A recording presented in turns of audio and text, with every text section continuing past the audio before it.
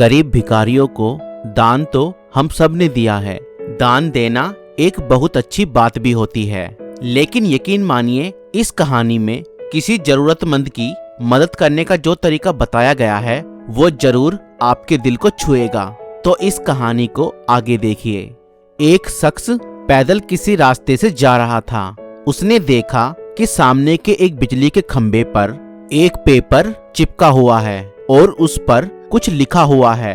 उसमें लिखा था कि कल इस रास्ते से गुजरते वक्त मेरे 50 रुपए कहीं गिर गए हैं, मुझे ठीक से दिखाई नहीं देता है। कृपया इस रास्ते पर कहीं भी किसी को भी मेरे 50 रुपए मिले तो इस पते पर पहुंचा दें। नीचे लिखे पते को पढ़कर उस शख्स का मन वहां जाने को करने लगा। उस शख्स ने पते को याद किया और उसकी तरफ बढ़ने लगा। वहां जाने के बाद जब उसने आवाज लगाई तो देखा कि गली के आखिरी में एक झोपड़ी है और वहां से एक बूढ़ी औरत लाठी के सहारे बाहर निकलकर आ रही है। उस शख्स को मालूम हुआ कि वो वृद्धा वहां अकेली रहती है। बूढ़ी औरत के सामने आने पर उस शख्स ने उससे कहा कि माँ जी, आपके जो 50 रुपए गिर गए थे वो मुझे मिले हैं, ये रहे आपके 50 रुपए।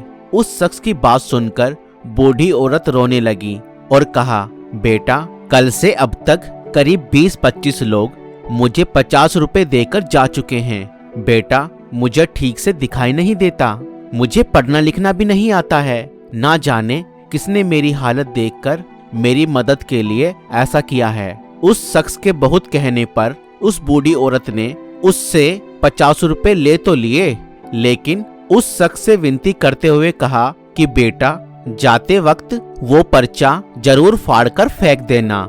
ना जाने किसने मुझ पर तरस खाकर ऐसा किया है। उस शख्स ने सिर हिलाते हुए बूढ़ी औरत की बात पर हामी भर ली। थोड़ी दूर जाने के बाद वो शख्स सोचने लगा, आखिर मुझसे पहले आए उन 20-25 लोगों को भी तो उस बूढ़ी औरत ने वो संदेशा फाड़ने को कहा होगा, लेकिन किसी ने उसे अब तक फाड़ा नहीं है, तो फिर मैं कैसे उसे फाड़ दूं?